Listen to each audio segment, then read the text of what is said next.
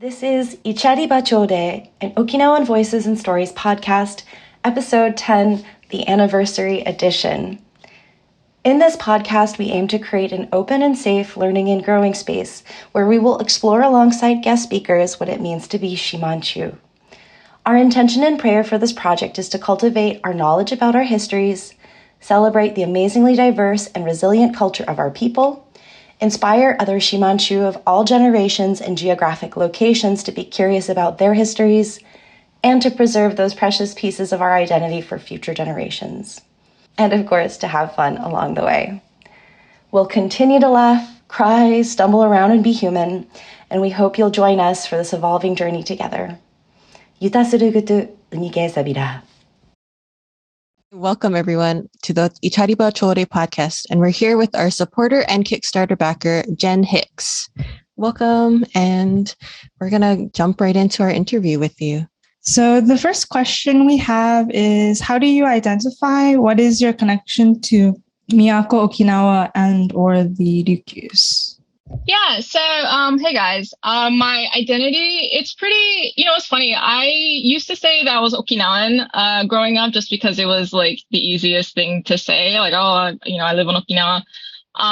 But really, my family is from Miyako-jima. My mom's from Miyako, and then obviously like my entire side of that family is from Miyako. My dad's Black American. He's from Georgia, United States. So when I think about my identities, I say, yeah, I'm Okinawan, but obviously we're also Miyakoan, which is like really awkward to say in English. So yeah, recently, as I thought about my identities more, I've been a little more specific. Like I say like, okay, I'm from Miyako-jima.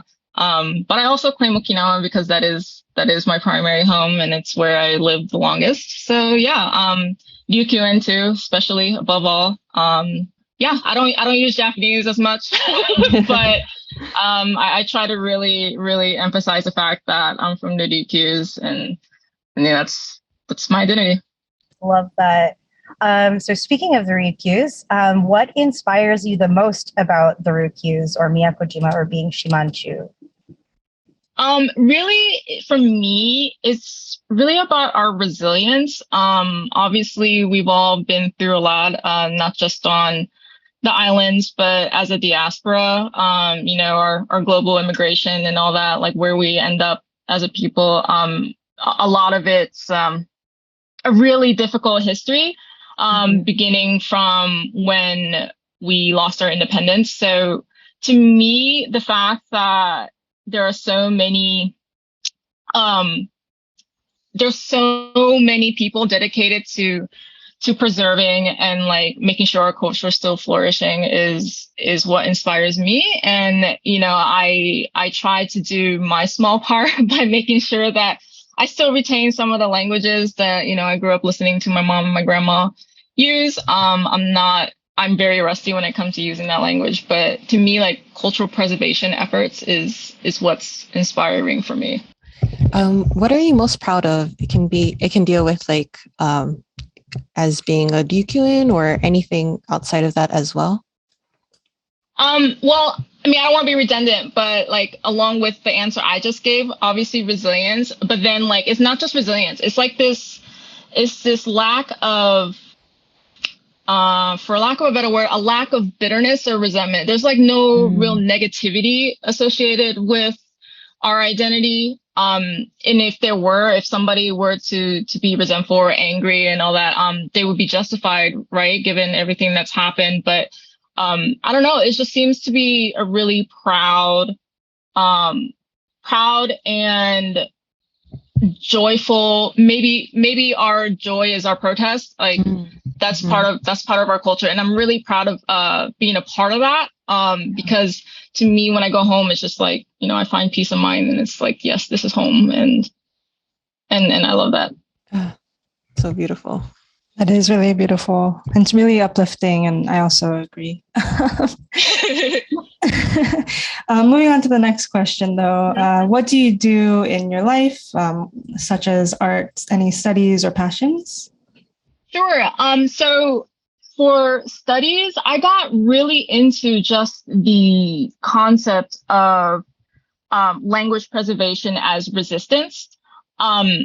And by that, like I follow a bunch of linguists on Twitter, and I've never before associated like the study of linguistics with, indigenous rights and, just human rights and all that, the struggle for autonomy and all that. I never really linked the two together in my mind until I started reading, not necessarily like Okinawa and Ryukyu scholars, just that linguist community in general. Mm-hmm. And, I realized like when you take away or you attempt to take away a culture's language, then that is also cultural erasure, right? So I've been really looking at that, not just for my own languages, but like just language in general and just the importance of that. So I just have like these weird like folder full of like scholarly articles about that. What I'm going to do with this information, I don't know, but but that's something that I've been looking up on my spare time. And I also like to really go over with my mom, conversational practices to try and help me retain some of that, like the things that I used to be a little more fluent in growing up in Miyako, but I've since lost. So my mom and I every week, like on Saturdays, I will pull up like a list of words and I go, Mom, do you know, how do you say rice? And not in Japanese, but like, like how does grandma say rice or whatever?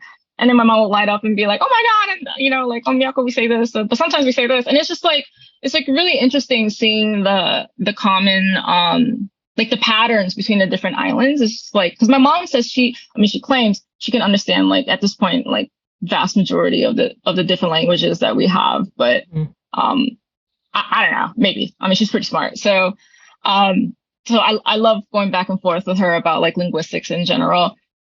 What has been the most surprising thing about your Okinawan or Ryukyuan identity journey?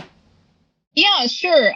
So the most surprising thing for me is that maybe it's not exactly about myself, right? But when I was studying like history of the protest movements on the islands and stuff, I would start off thinking like, I wish, all this stuff that's going on, I wish these protests were bigger. We always hear about like, there's like a handful of people sitting like at the front of the bases and all that stuff. And then my mom would tell me like, look up, what happened like however many decades ago. Just look it up. And I would look it up and be like, holy crap, they got real active. like, it's not really funny. I mean, I wouldn't call it right, but like the seriousness of the protest, like obviously that's duh, but the fury and the passion in which these protests would take, they would surprise and startle like the American Guards and stuff.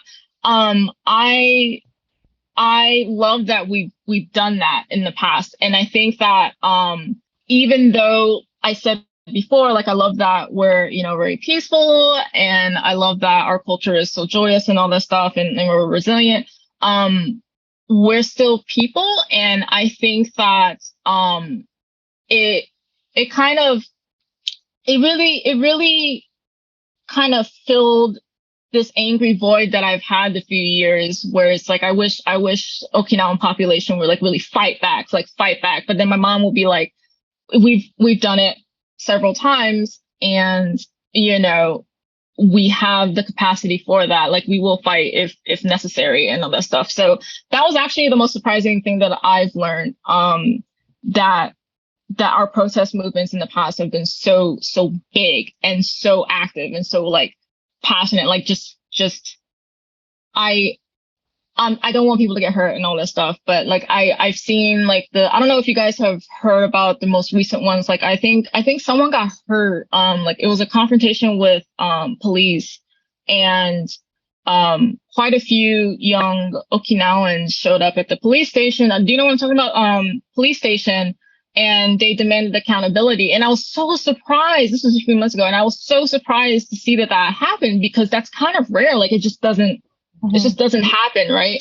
And I think that we're going through a cycle where people are waking up, and I want that, like as somebody who grew up in Okinawa, like I want that to be more and more prevalent, to show, Tokyo that we're not playing, right? To show Americans like we're not playing about this. Like we're an indigenous people and this is ours. So that to me has been, in terms of like my identity and filling that part of myself out. I was really happy to see that, like, we're not pushovers. And I never thought we were pushovers, but like, we're definitely not pushovers, Thanks for sharing that. Moving on to the next question. Could you share with us the one person who has influenced your life the most?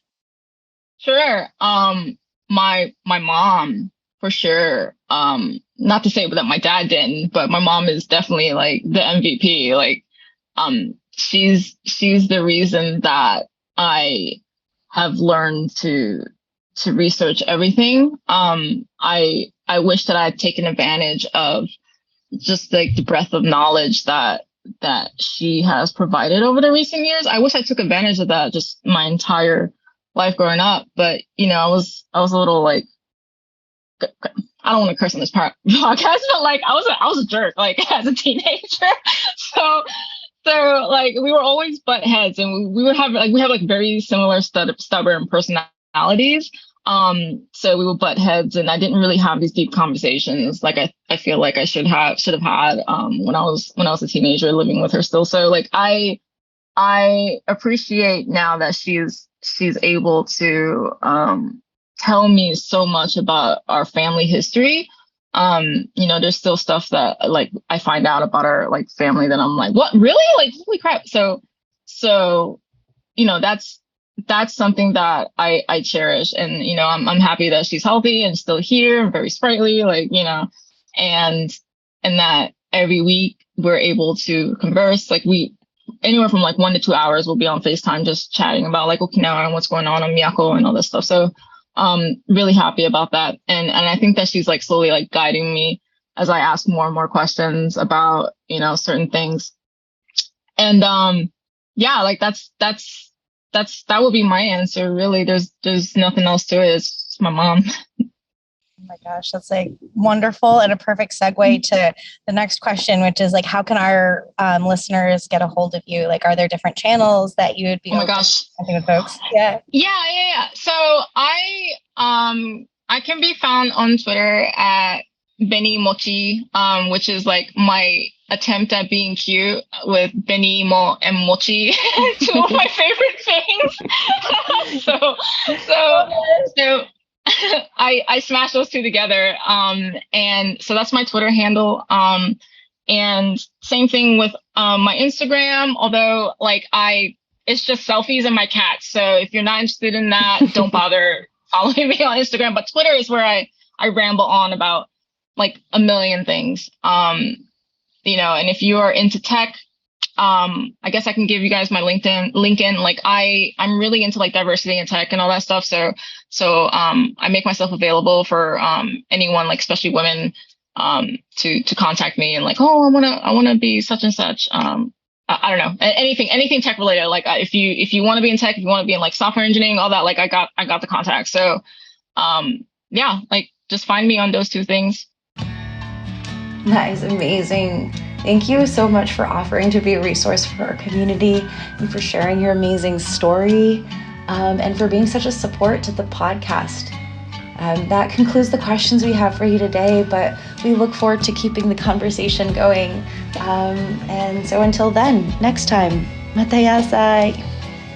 Matayasai.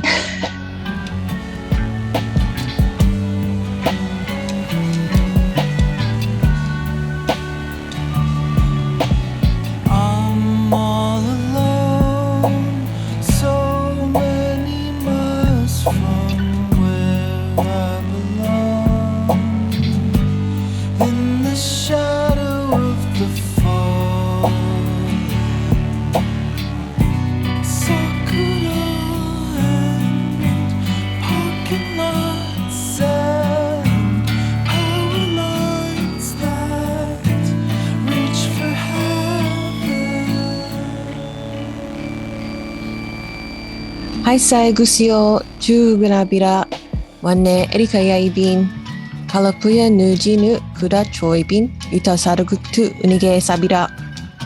Aisai wanne toriyaibin Hawaii kara chabitan Yuta surugutu unige sabira. Haitai wanne waiko yaibin Bamonto kara chabitan Abenakinu jinu nekena kura choibin Yuta surugutu unige sabira. Yay, welcome to episode 10 of the Ichariba Chore podcast. This is a very special episode because it is our 1-year anniversary episode. Woo! Yay! Wow. It's been a year since we've been doing this, everyone. That's amazing. And thank you for being here and sticking with us to this. It's been a wild one. Seriously, the fastest and shortest year of our lives. I know. So much has happened in the past year as well, I believe for both our listeners and ourselves. So going into the first question for all of us is, how are we all feeling now that we've been through our first year? Are there any thoughts about our awkward beginnings? And have any of you, or Mariko and Erica, have you listened to the first episode recently? Because No. I have not. Nope. Oh my gosh. I cringe thinking about the first episode, not because like it's bad in any sense. It's just, that awkward beginnings, because we were still getting to know each other. I think it was like 2 or 3 months after we had been introduced to each other and kind of like figuring out where this is going. And it was still very hesitant and just like, oh, how do I do this? Just so awkward. But I'm very proud on how we have evolved and gotten comfortable and become such good friends. I agree with that. Yeah, seriously, echoing all of that, and definitely have not listened to the first episode at all. I think maybe I tried at one point because it's like still our most listened to episode out of all of them that have been released. And I was like, I should go back and listen and like remember what it is that we even talked about. And like I like shut it off immediately. I was like, I can't listen to this. The visceral reaction. Yeah. No, it was good stuff. But it's amazing. I can't believe how fast this year went by. I agree with everybody. Yeah. I definitely have not gone back to listen to. Also I know that I think this is a thing that's common for most people who are not, I guess, radio hosts. Is like, you don't like listening to your own voice. It sounds maybe not cringy, but like, oh, maybe I should have said something different, or like, I wish I said this. But I think we have definitely we've definitely improved. I still think that I'm probably still more similar to how I was in the very first episode, personally speaking. But I think it's been really great this past year. Yeah. So speaking of like all of our accomplishments over the last year, I know we've all done so much and like so many like rites of passage or career changes or, just things that have happened in pandemic. And now we're kind of like moving into endemic. And I'm curious to hear from you, Erica and Tori, how have the projects that you've been involved in evolved? Like, because I know you're both involved in so much. Are there any new side projects? Like just to name a few, we've got like the Discord channel, the Pen Pals, the podcast, in-person meetups, Instagram takeovers. I can go on, but let's hear from Erica. How has everything been going in your world? Yeah, it's been good.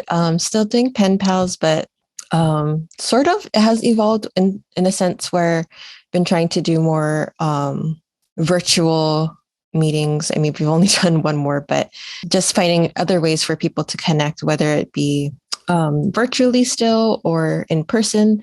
When I went back to visit home a few months ago in Hawaii, we did like kind of a quick in-person meetup with some Hawaii friends. So shout outs to them for coming out and getting to meet everyone and just enjoying everyone's company and talking about our community and how it brings us together in such amazing ways. But yeah, and should I talk about this right now? Yeah, go, yeah. And Let's talk about it. and I'll be going to Okinawa in September for the Kempe Scholarship. Yeah, I'm super excited and still don't really know what's going to come. But honestly, I feel like it's been like a community effort in terms of helping me get to this. And yeah, I don't know. I just wouldn't be here without the community. And I'm really excited what I can do to help and connecting more with everyone. But yeah, pass the torch to someone else to talk. Oh my gosh. No, Erica, I'm not ready to move on yet. Like, you like just kind of casually dropped that you're going on the campus program.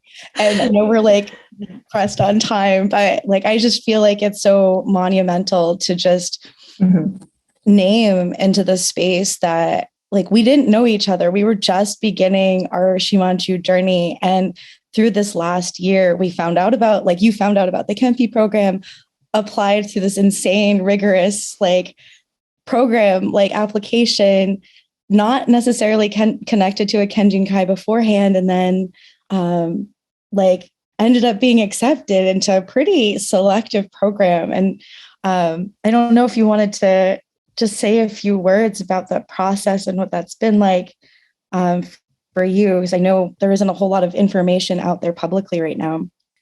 Sure. Yeah. I feel like we can also make this a different side episode in terms of Kempe scholarship process, because it is like very rigorous. And I know Mariko also applied, and we were in talks as we were applying for it, how stressed we were about it, which is like totally a different thing. Again, we can discuss this later on, but yeah, thank you to Yuko at OAA for helping with that process and answering all the questions in terms of being able to write the application in Japanese, and then writing the essay portion and finding like your emergency contact home in Okinawa, which is like another story that I can talk about later. But yeah, it's like a pretty intense process, and I don't know where I'm going with this. I'm kind of blanking right now. No, that's amazing. Thank you so much for sharing all of that. And I'll just quickly say too that like Erica said, I also applied for the Kempe program, but I did not get in, which wasn't a huge surprise because I did not meet the qualifications going in. But I just wanted to know what the process was like and do everything I possibly could. I know that last year there was no full formal program because of pandemic and that type of thing. And I just wanted to do everything. But yeah, it was wonderful. Erica and I had some late night study sessions where we would just be on Zoom together, writing our essays and just supporting and cheering each other. So I'm just so proud and so excited and can't wait to see where your journey goes from here. No, thank you for your support. Both you and Tori have been such big supporters of everything, and we'll have another episode dedicated fully to the Kempe process. We're going to see each other hopefully during Taikai. I know. October, everyone. Get your karaoke mics ready. We're going to meet for the first time at Taikai. Yeah. Yes, I know. And we're all virtual. Yes, we are all virtual. Crazy. So far. I think only Mariko and I have met, and Erica and I almost met, but I went to Nebraska. Yeah. And I still haven't met Mariko, so I feel like everyone else has met everyone else except all three of us together. We'll have somebody who's met us, but we haven't met each other yet. Which is really crazy to think about because it feels like we have like physically met up, but we haven't. Yeah. And it's also crazy because I went to the same high school. Yeah. So funny. We haven't even been home at the same time. I know. I love that. In terms of in-person meetups, I'm really grateful to Mariko for organizing a meetup that happened in Los Angeles. Or Gardena, technically speaking. Yeah. Oh my gosh, that was so much fun. Yeah. There was like incredible. Like I've been kind of like road tripping. I guess I like kind of hijacked the conversation just a second, but the in-person stuff has been completely transformative for me. And I need to acknowledge like my privilege of being able to travel and sort of tack on some of this to some work travel that I've been doing, but just setting intentional space and how important these connections. So the digital diaspora is like incredible and wonderful, but there is a human element that an energy that happens when we're in person. And it's been really wonderful. So my first big meetup was in San Francisco, and that was insane. It was so cool. And I was like, oh my God, it was like a kind of high that happened and like people connecting with each other. And I've definitely been having some FOMO because that group is still meeting up. And I'm seeing stuff on the Instagram or on like Discord. Like, I want to go, I want to be there. But yeah, that was amazing. And then the LA one was incredible too. And Tori and I got to hang out. I got to hang out virtually. Yeah. Thank you, Tori, for calling, FaceTiming me while I was semi-drunk. And I got to enjoy everyone's company on the phone. Everybody was so happy to see you too. Oh, so good. Yeah. But I've been living vicariously through your post, Mariko, in terms of seeing everyone at the meetups. I'm just like, oh, I love seeing this. Like we all met like digitally and now we're starting to meet in person. And it's so exciting that we're building stronger connections this way. And I don't know, it's just really amazing. So it's really cool seeing you on your little road trips and meeting everyone. And it's so awesome. Yeah. I second that. Yeah. And also being a part of it. Yeah. I just want to like throw out there, like people like join the Discord. Like there's like an in-person meetups connection. And like you have no idea. And then my so I'm actually calling from Elaine's house in Michigan right now. So like I'm actually staying at a Shimanshu's house that I like met like 2 days ago. I mean, like we've been friends like on Diaspora, like on digitally for like a while now, but it's been amazing to even that's where I'm calling from now. And I met 3 other this past week, and that's been amazing. And anyway, so it's been pretty wonderful. Just how open the community is and how connective, and we're having such a riot. Oh my gosh. So highly encourage folks to reach out to people. Like, I don't think they actually even knew that they were as close as they were until they found the Discord or Instagram or something. Mm-hmm. And they all were like, oh my God, you're like commenting on a Hajiji post. And you're like, oh my gosh, you're in Michigan. You're in Michigan too. Like, and now I want to move to Michigan, but you know, we'll see. I love that. I know. And I'm seriously so proud that like you got into Kempe. It's so I know. cool. I still can't believe it. I think I'm still like kind of in denial. Like, I don't know if this is actually happening. Mm-hmm. It is, and you deserve it. I like cannot wait to like watch your evolution. I was talking. Do you know Matt Higa? Yeah. Yes. Yeah. So we text each other like off and on, and so then I was like talking to him yesterday, and he's like, I was like, oh, I'm going to be posting so much. He's like, you're going to be so irritating. I'm like, I am. Yeah. It's going to be so good. It's like, sorry, not sorry.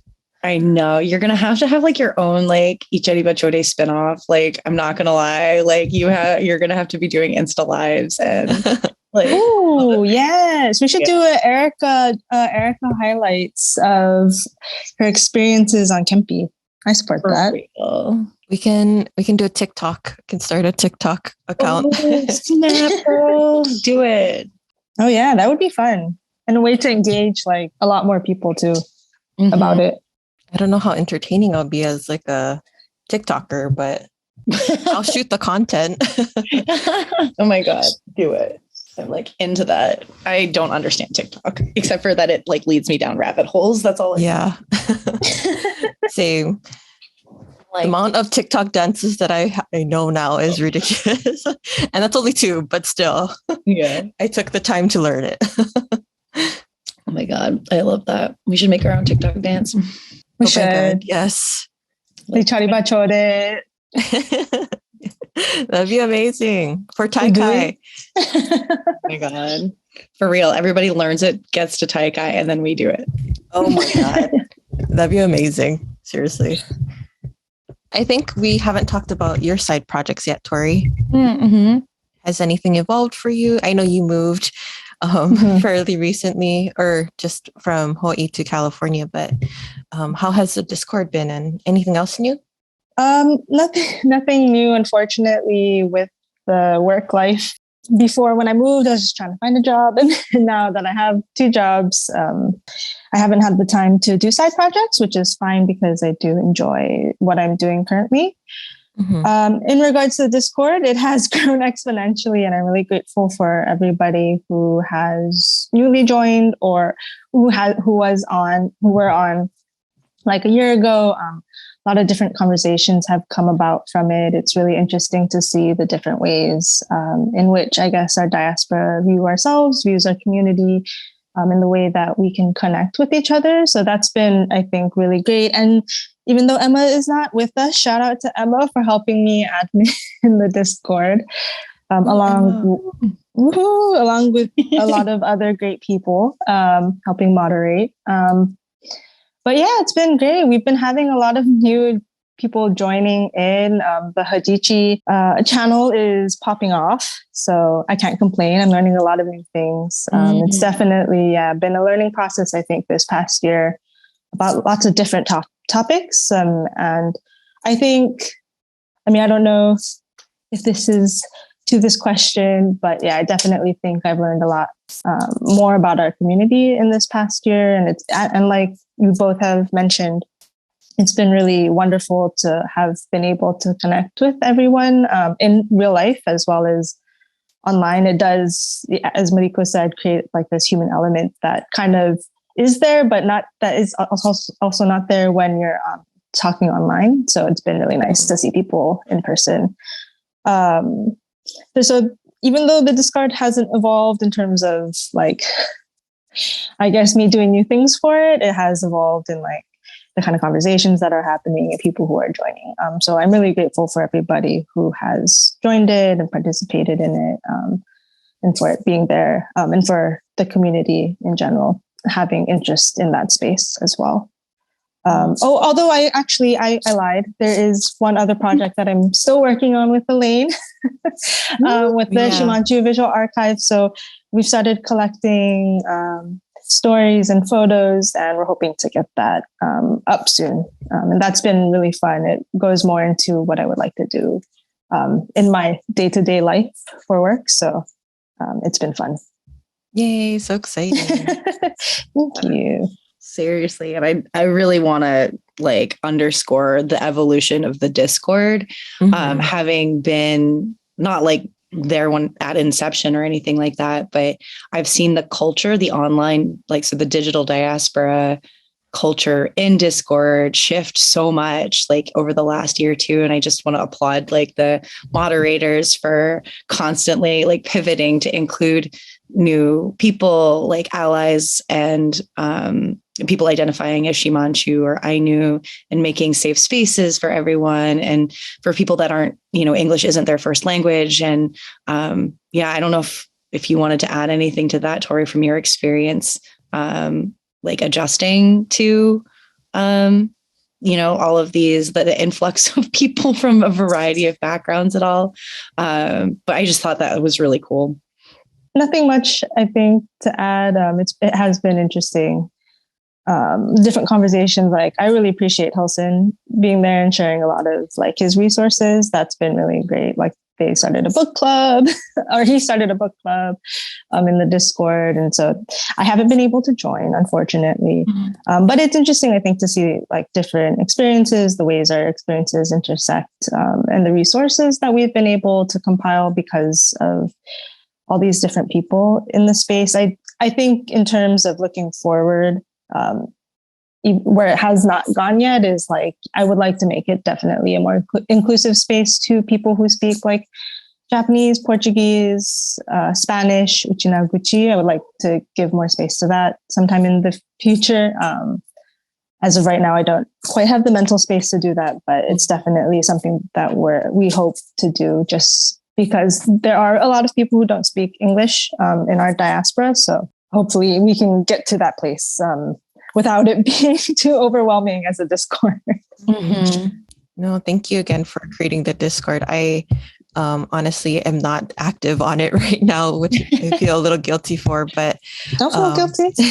But I think it's really awesome to see like the conversations happening when I do jump on, and because they go so in depth, and as Mariko was saying, having a safe space to talk about these difficult subjects that maybe on a day-to-day basis we can't talk about in our normal day-to-day life sometimes, without like a certain community being able to hold space for that.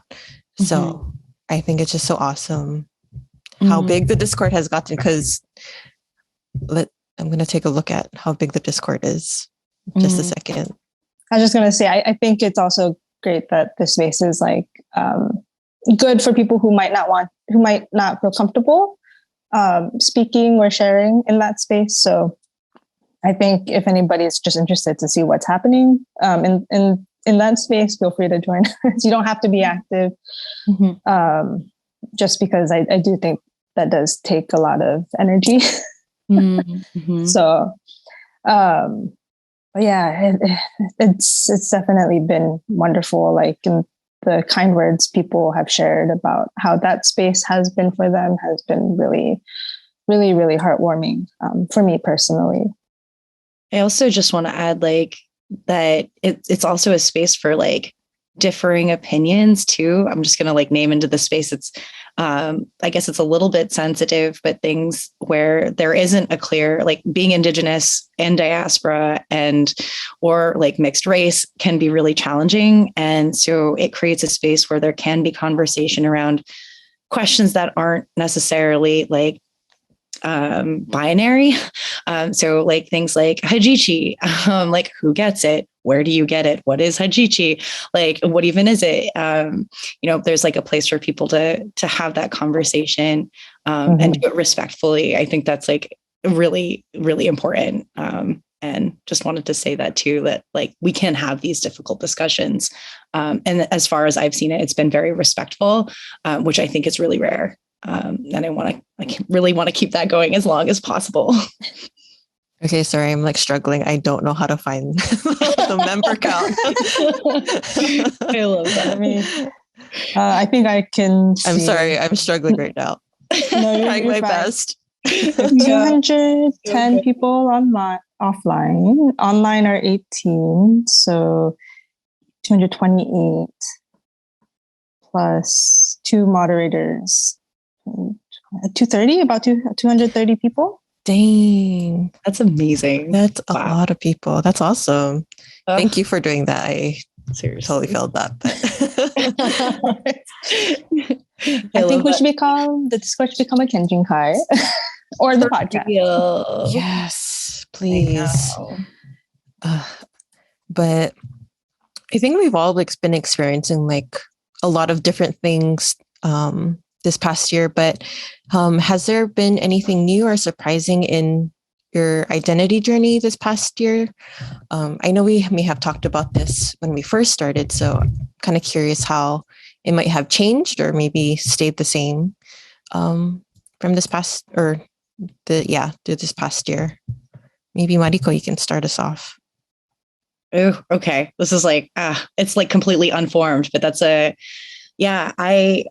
I feel like I am closer, like, and like, what even is identity? I feel like I'm getting closer to that through understanding other people and meeting other people. And it's hard to express exactly what that is in words, but it's a feeling of like acceptance and coming home and not having to explain or justify myself. And it is like really through meeting people and sharing meals and stories and laughter and asking really difficult questions about like, how has this been for you? And hearing their answer. And then being like, oh, I kind of feel like that too. Or like, this was my experience. So I think just like, yeah, like continuing to ask the questions around identity, and that it is evolving, and that it will continue to evolve. And just how important, I feel like this is like my life work. Like I know I just started a new job last year, and just like how deeply energetically and sort of like physically, like I feel my work in this lifetime needs to be in connection to Uchina, to the Rikyus, to figuring that out. And so yeah, I think that would probably be like the most profound thing that's happening for me at this moment is like, okay, how do I incorporate this more into my life on a bigger scale and align myself with it? And yeah, that's kind of unformed answer to that question, but it's been wonderful. Like it's been messy and great. And like, I want to get Hajichi, but I don't like, I'm like, oh my gosh, like I was having this conversation. I think it was with Elaine, but just like this like imposter syndrome and like, am I Shimanchu enough being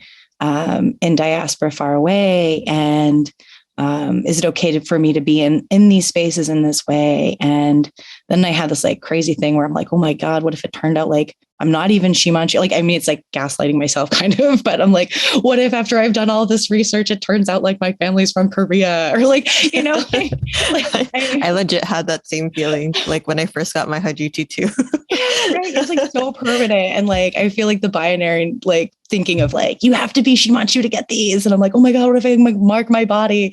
And like, turns out like through some like crazy scenario that like I was adopted or like, I don't know. Like, obviously I'm not, but anyway, so just trying to find the humor in it too. But yeah, that's a great question. Yeah, Tori, I'm curious how it's been for you. I'll pass the question over to you. I second what you mentioned earlier about like, am I really Shimanchu or Ryukyuin or not? I definitely had that feeling for a very long time. I think once I started learning more about my Okinawan heritage, I think I want to say that might be the most surprising thing in my identity journey is like, I'm very comfortable, I think, with who I am and what has been taught to me both through community, but also through my family. But yeah, I definitely second that because I was very much like, oh my God, I might not actually be this. Like my family might be lying and we took over some other family's history and we're perpetuating it as our own. Oh my God. That's so real though. That is so like, real. What the heck? It's so weird. Maybe this is another topic we need to discuss further because we're all like having a similar like feeling of like, oh shit, what if I'm not Shimanchu and I'm just like baking it and like I've had Juchi now and like, how do I get this off? Like, oh my God, what? I'm so sorry. Oh my God, it's so real. Okay. So definitely, yes. I think I have been more situated in my family's history through, I think, the podcast and the Discord and the many different online spaces, as well as Kenjinkai and my Son Jinkai personally back home have definitely solidified who I am.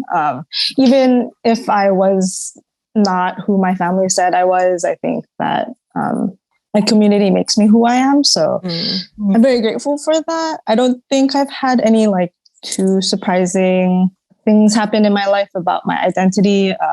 But I do think that instead of being for my personal identity, I think it's been really surprising for me to see like that I'm not the only person to want to connect.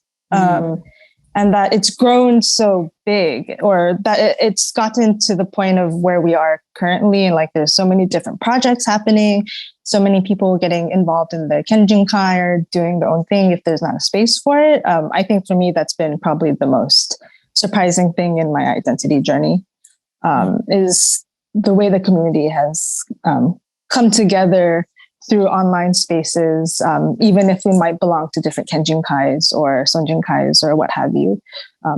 I think for me, that's been the most surprising thing. And I feel very grateful to be a part of it.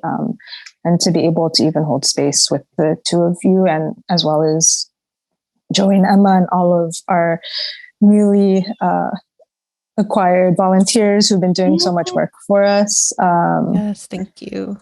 I think that, yeah, and I'm really grateful, like Mariko and like you have mentioned in the past, as well as now.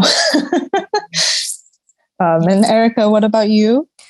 Yeah, I feel like kind of similar to both of you, actually. I think this past year, I think last year when I first started, I was very unsure and just like maybe like scared to get into it, just also because I felt like very imposter syndrome, like, and maybe a lot of guilt and shame for not knowing a lot of our history and family history and culture and everything like that. But now I think I've gotten more comfortable not knowing these informations, and it's okay. Like this is like a lifetime journey of learning and stuff like that. And it's always learning something new. So I think I've gotten a little better at being comfortable with being uncomfortable of not knowing, and being comfortable in the gray area, because it's definitely not just a black and white binary type of thing. So, and I think that has given me a sense of security and a sense of like, this is where I am and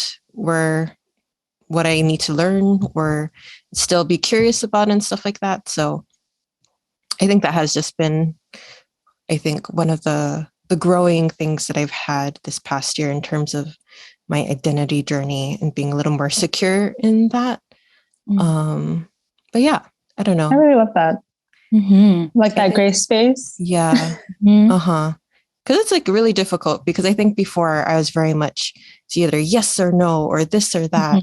And then as you're seeing Mariko, as you're talking to more people and learning stories and stuff, you realize like it challenges, or at least for me, it's been challenging my perceived perception of things. And like, oh, both things can be true, but it doesn't necessarily mean that one of them is wrong. And so that's, I think, where my perspective has definitely shifted with that. And I feel like that just kind of makes it even more complicated, but in a very good way, you know? I love that. Me too. So much. Yeah. It's kind of going back to like the first episode. I haven't listened to it, but I kind of vaguely remember what was said. And I feel like now, in terms of like being able to have talk to a variety of guests and listening what they've learned and stuff like that, I feel more comfortable asking questions in terms of like maybe feeling silly for asking them now or before, but now it's more like, what else can I learn too? So I think I would say I'm proud of myself for that growth kind of thing. Oh, I love that. Seriously, thank you for being vulnerable and naming that into the space, because it's hard, like being like, I don't actually know. There's a lot of things I don't know. So sometimes I do question, like, am I the best host for this? Like, I don't know. My qualifications aren't really there. Oh my God. You have the best qualifications. Everybody on this podcast has the best qualifications. And you know what? It's okay. We're a learning and growing space. And that's how we become vulnerable. I can't speak. And yeah, I mean, I definitely have learned so much from the two of you and everybody in our community who has been wonderful in sharing their what they've learned with us. So I definitely agree with you, Erica. Yeah, I love it. I want to say thank you again to both of you for doing this, and it's been awesome. Feeling is mutual. Thank you. In relation to, sorry, go ahead, Mariko. No, I just think the journey has been wonderful, like kind of coming in with no real expectations and being messy and floundering around and finding ourselves in it. And I want to thank like the listeners and the people that have engaged like online and on Facebook or on Instagram or whatever ways that they have, or even like private messages and stuff. Like the number of times people have reached out either to the podcast or to me, like, you know, I can speak for myself. And like knowing that it makes an impact, people being like, thank you. Like, I had no idea. Like, thank you for asking this question that like seemed really basic, or, you know, like, I think thank you to everyone for showing up and being curious. And Yes. Mm-hmm. And meet up with us. Yeah. We want to see you in person. For real. If you're comfortable, of course. Yeah. I guess that segues really nicely into our next question is, do you have any advice for other Shimachu seeking to connect with our culture, and has it changed in the last year? I would say for me, it hasn't changed much. I would say still just stay curious and follow your gut feeling, because I think that's what helped me start asking the questions of like, I think for me, the question that started off my journey was, how do you honor your ancestors? And I did not know how I did that. And because of that curiosity, it has led me down this amazing journey so far. So I would just say stay curious. Mm-hmm. Yeah, I love that. Yeah. Oh my gosh. I think mine were curiosity and play. And I think that probably is kind of the same. And I might actually flip more towards your ancestor one, Erica, because I guess this connects to the previous question about like the surprising thing in my identity journey is what it's opened up with my mother. And I think if I had advice to folks is to be curious about what your direct connections, if you have the, access to that. And I know that's a privilege, to that original connection that has journeyed from there, and just asking them what their experience has been. Cause like, I think for me, I've just been kind of like this punk kid. I mean, I'm in my 30s, but like, there's like a part of me that still was like, oh my gosh, wait, my mom lived through reversion. Like, and I'm like, oh my gosh, history was really not that long ago. So the scale of time, and then just, and then speaking Uchinaguchi, like in little bits to my mom, and having her like kind of light up about it, and, kind of dispelling some of that shame. Cause I think we all actually carry that in our blood. And watching my mom in her own way kind of navigate some of those paradoxes or things that she's left behind or has stepped into in the United States, or left behind from the Rikyus, and like the, colonization from the Japanese, and just how like messy that is. And just holding space for that, like being like, that was your journey, and like, what can I learn from it? And like, what can we learn from each other? So like how precious it is when we have those people in our lives still, and just uplift and validate their experiences, and not try to change them, and like just be like an open space, and like hear them, because some people aren't ready to talk about it, and that's totally okay. They'll talk when they're ready, but it is precious experience that hopefully can be shared into our community so that we can learn from each other. But there's a lot of like you were saying, shame and fear and just not knowing. And our generation, I think, is able to navigate those questions a little bit more because we've got the tools. Like we've had the tools being here in the US. And I think, my mom is, like you say, like coming over, may not have had access to the same tools. Her education was completely different. And I wonder what that's like for other people. Anyway, my rant is over. That was beautiful. Yeah. Thank you for making that space. And Tori, I'd love to hear from you what your, if you have any advice, if it's changed from last year to this year. And I don't remember fully what I said as well, but I think my advice was like, don't be afraid to reach out to people. And I think that definitely has stayed the same in terms of like, how do we get information in our smaller communities out to the larger community? I think that definitely is what guides me or fulfills me. And what has continued is that sharing of information so that we can all as a community not become better, but like that we're able to share all this different aspects of our identities with each other so that we can grow. That I don't think has changed. I really loved what the two of you had to say about ancestors, as well as direct family members who are still alive. And in what ways can we talk with them about maybe not their past, but about our community and culture. I think that was really beautiful. I agree with everything both of you have said. We all agree with each other. I know. I don't know.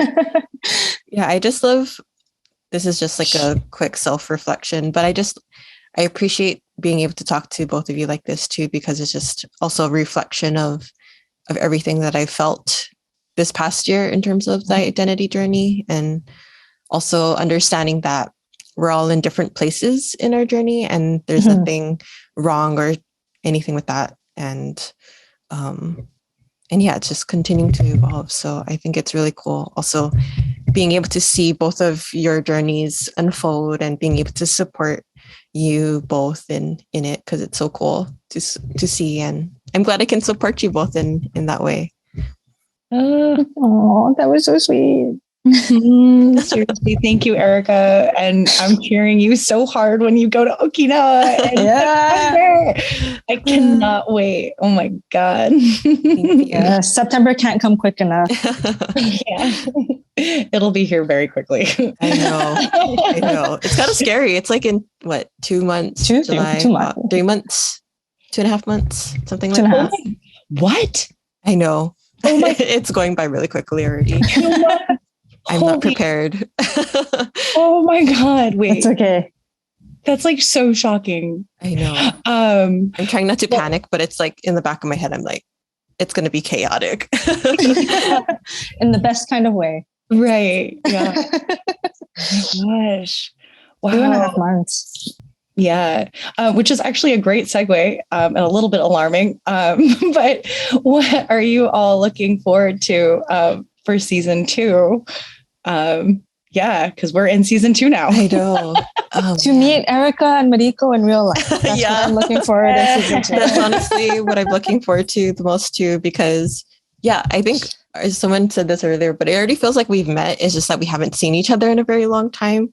So I'm sure when we all meet each other in person, it's just going to be like old friends seeing each other again, which I'm really excited to just give you both a big hug. Aw, me too. And I might cry, so I'm sorry. Oh, it's okay. We can have a cry. I will also cry. Yeah, we'll just be sobbing. Just like holding each other. Like, hold me. In karaoke. Yeah. What else? What else are you guys looking forward to in season 2? Any like particular topics? Because I know we have some lined up already, and they're all really fantastic. But anything you're really looking forward to? All of them. It's so hard to choose. It's like going back to season 1 and trying to choose a favorite episode. They're all so good, and they're good in similar and different reasons. It's so like, I think maybe what I look forward to in season 2 and 3 is just having more guests being able to talk with us and being able to learn more about topics that we are still learning about. I think maybe that's what I'm looking for in season 2. What about the 2 of you? Yeah, I would say I'm kind of similar to you, Tori, where I'm really just like excited about the whole thing. And I found that when I'm open to it, like I don't have any expectations. I'm like completely blown away. I'm like, I had no idea that it was going to evolve this way. So like almost like having no expectations like makes it better. And just like all of the different ways that people are coming together from different backgrounds to like create this like multi-dimensional perspective on a particular topic just like blows me away. Like it's so exciting. Of course, meeting everyone, going to Uchina, I think would be amazing. Taikai. Taikai is gonna be lit. It will be. Get it? Yeah. I don't know. What about you, Erica? I don't know. Yeah. Like I'm looking through our list and all of them are pretty exciting. Like, because there's such different aspects of it. Like, I don't know. I feel like I still don't know a lot about everything. So I'm curious to just learn more about everything. I know that's a very broad and unanswered question, but like, we're going to do another episode on languages, but we're getting like different, more than just Uchi na Guchi. So that's going to be really cool, I think, to learn more about that, and spirituality and karate, and getting a little heavy in incarceration. But I think that's like a much needed discussion. So I don't know. Yeah, I think I'm just curious for the conversations that are going to happen. Mm-hmm. Yeah, I'm like want to kind of piggyback off that for a second. And that is not specifically content, but the way that we're delivering the content. So I just want to shout out some of our volunteers that are helping to translate our YouTube captions into different languages. So like, I think I'm excited about making it more like our content more accessible to people. And that's a huge amount of work. So it's slow, but excited about that. Yeah, behind the scenes, we're getting volunteers to help us, and so we're expanding our team a lot more, which is really exciting, because I wouldn't have imagined that we get people who want to volunteer to help us with everything, but so grateful for them. And yeah, I mean that's like kind of further out from season 2. It's like more how the podcast is growing. So that's really exciting to see. So thank you everyone again for your support. Benny Hedebiru. But yeah, I think we're almost towards the end, and we're making good time. But anything else you want to talk about before we go into our favorite question? Can we tease the Tiny Desk concert? Yeah, I'm really excited about that. And the Taikai Live. Like, I mean, I am excited. I'm excited about everything. Damn it. Oops, sorry. Oh, so yeah, as Mariko was saying, we're trying to plan a Tiny Desk concert for later in the year, and a live Taikai recording, I guess. So I don't know if we have to plan that, but things to look forward to. That was it. That was my thought. We are excited. Excitement. Add in some cheering right there to make it sound a little more enthusiastic than how I just delivered it. That was great. Yeah. Cool. So our favorite question, any new favorite karaoke songs? I think Shimanchu no Takara got added. I think that's an addition for me for a karaoke song. Let me think. I've actually been, I don't know if you guys have been watching Stranger Things, but Kate Bush's, that song has been stuck in my head. Uh-huh. Running Up That Hill. Oh, it almost made me cry that episode. It's really intense. I think we should add Shimanchu by Floating Room onto our list. Oh, yes. Yes. I don't know if they actually have like the karaoke version, but we can make it into a karaoke version. Yes. We'll sing it live. Yeah. Love it. Yeah. Thank you, Floating Room. Yes. Thank you, Maya. Thank you. Woohoo. For real. Yeah, like keeping in the Shimanchu vein, I know we like totally used this for our last episode, but the Sanshin no Takara song that was done by like so many amazing Shimanchu men. And I love that so much. And I would love to see like an all female or like non-binary like cover of something. I'm just like, oh, it was so exciting to see that like really badass masculine energy coming through those two songs. And yeah, anyway, love it. Let's make this happen. We'll manifest this. And yeah, that'd be so cool. We'll figure something out. Let's put people in touch with each other. For real. Can you sing? Do you want to sing? Are you female and or non-binary? I cannot sing. I cannot play an instrument, but I can help people network. That is what I can do. That is what I can provide for you all. Yes. I love it. I'm right there with you. Awesome. Well, that kind of concludes our anniversary episode. That was really fun, kind of like reflecting and talking and catching up, since it's kind of also been a while for the three of us to talk together like this. Mm-hmm. For real. Yes, it has. Cheers. I know. Cuddy. It's a little early for alcohol right now, but Cuddy. Yeah, let's be real. Anytime. I do have an Orion in my fridge though. Oh, nice. As a proper Shimanchu should. Just have it on top all the time. I love it. Cool. Awesome. Well, thank you everyone for being with us on this journey so far. And we hope you stick around for this next season and whatever else is to come in the future. Till next time, Mata Yasai! Mata yasai! Bye! Bye, everyone! Thank you. Ipe nipe debiru. Ipenni hede biru. Ipe nipe debiru.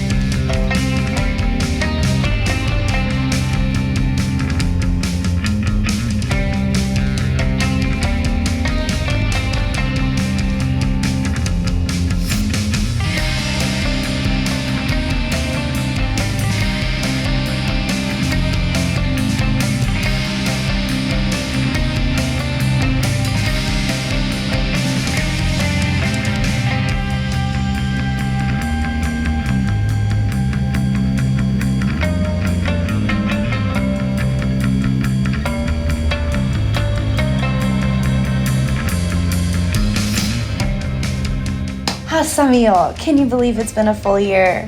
We've all been through so much, and we'd love to hear how this year's been for you. Did you have a favorite episode from last year? Curiosities that arose?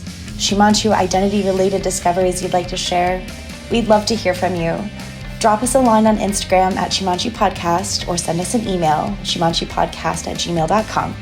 You can also leave a voice recording through SpeakPipe, which is found on our Instagram and on our website. While we didn't hear from them directly in this episode, we want to shout out our behind-the-scenes team who without these episodes would not be possible. Ipe Nihe Debiru, Emma Anderson and Joey Kamiya for their long time editing support. And gratitude to our new volunteers, Adrian Stoya, Kara Usegawa, Carol Nakadomari, and Isabella Guskuma. And Brandon Ing Shinshi for his help with all things Uchinabuchi. Our team is small but mighty and growing. If you're interested in helping, we'd love to hear from you.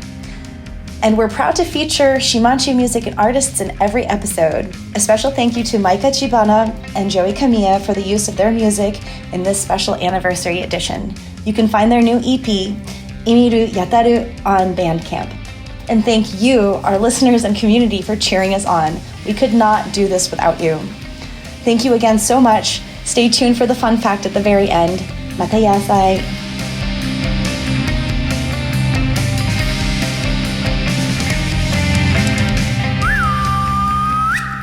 For this episode's fun fact. Did you know there's a monorail in Uchina, Okinawa Island, that runs from Naha to Urasoe? The rail first began as a concept in 1972 and was founded in 2003.